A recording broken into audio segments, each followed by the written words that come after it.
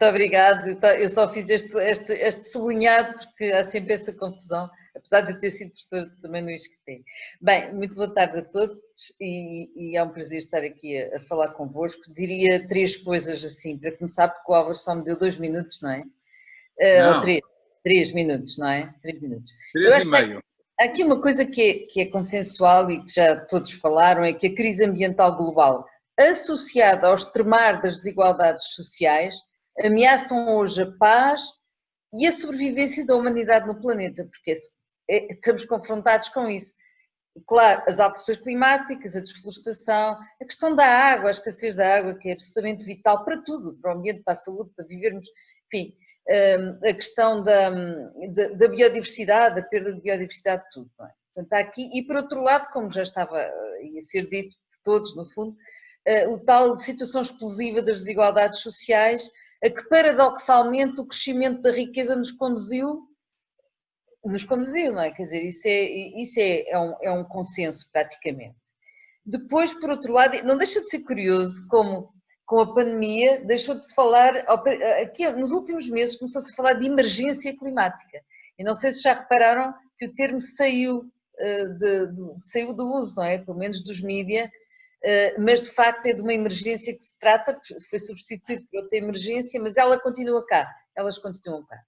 Portanto, a primeira coisa era essa, por um lado, esta constatação, e depois uma segunda constatação é que precisamos de uma globalização mais justa e equilibrada, que integre critérios ambientais e humanos.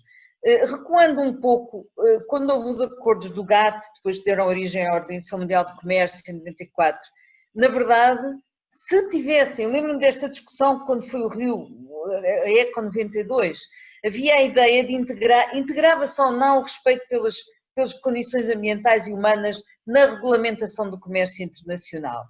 Defendia isso na altura o Clube de Roma, o tal dos limites de crescimento, e na verdade, e aí, se tivesse acontecido isso, a concorrência teria sido mais leal e a globalização teria acautelado alguma justiça e equilíbrio.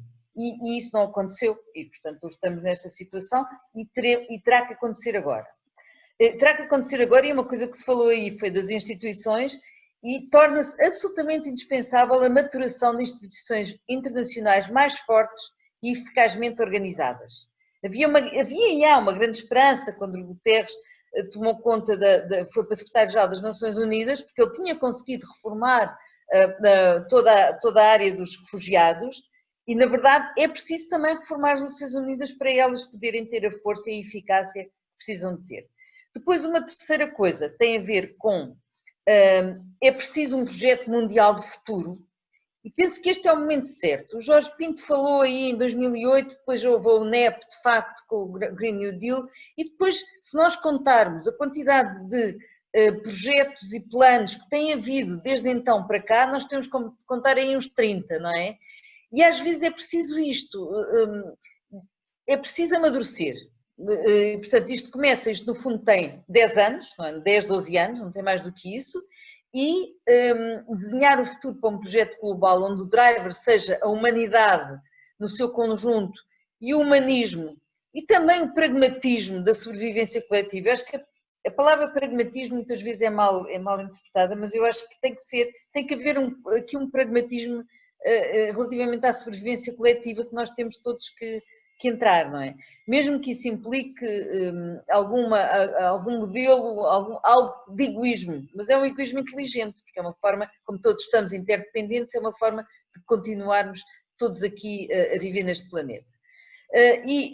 Portanto, esse projeto mundial de futuro passa pelo restauro do ambiente e da natureza, e aí já há muitas indústrias, muitas atividades ligadas ao restauro do ambiente e da natureza.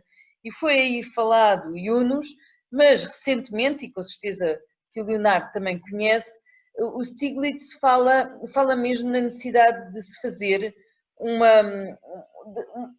ele compara o que se passou com as alterações climáticas a uma espécie de devastação da Segunda Guerra Mundial. E, portanto, diz ele que isso deve dar origem a um vasto e intenso movimento económico de reconstrução de países por todo o mundo.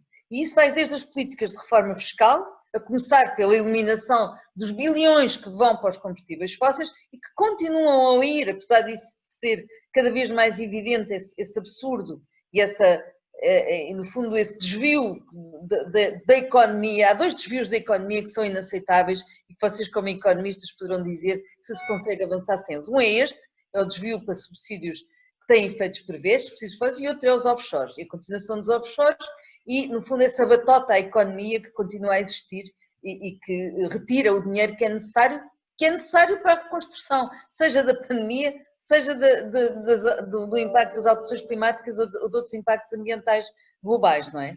E ele fala também, outra coisa que fala, é a possibilidade de um banco verde nacional e internacional, que subsidie o restauro da qualidade da água, das paisagens, da biodiversidade, e tem isso muito contabilizado, tal como o Stern, não é? Também já tinha feito isso há uns anos. E agora, a última coisa que eu queria dizer tem a ver com a minha área, eu sou socióloga e, portanto, sou particularmente sensível às questões dos movimentos e eu acho que esse projeto transformador de que falava o Socrates e agregador, como dizia a Daisy, tem muito a ver também com os novos movimentos cívicos. E nós temos que pensar que, é claro, o mais evidente, o mais claro é o da greve climática e o Fridays for the Future, que está espalhado por todo o mundo, não é? Tem a figura da Greta Thunberg como dinamizador, mas ele já existe em todo lado.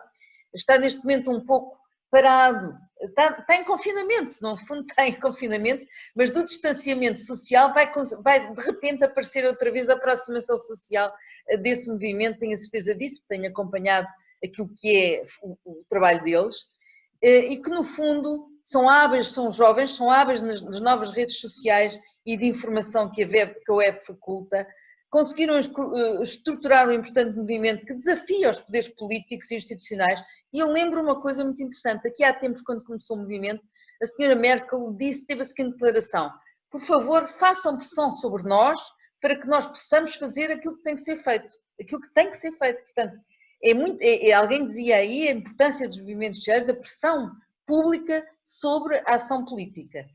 E além deste movimento, se nós olharmos para uma quantidade enorme de outro tipo de movimentos que também existem e que estão a emergir e que mostram que a sociedade se está a mover e que isso assinala uma nova vitalidade e revela uma disposição coletiva para a mudança. Apesar das redes sociais, apesar das fake news, apesar de tudo isso, há, de qualquer maneira, essa emergência de novos movimentos para várias mudanças que já estão a acontecer.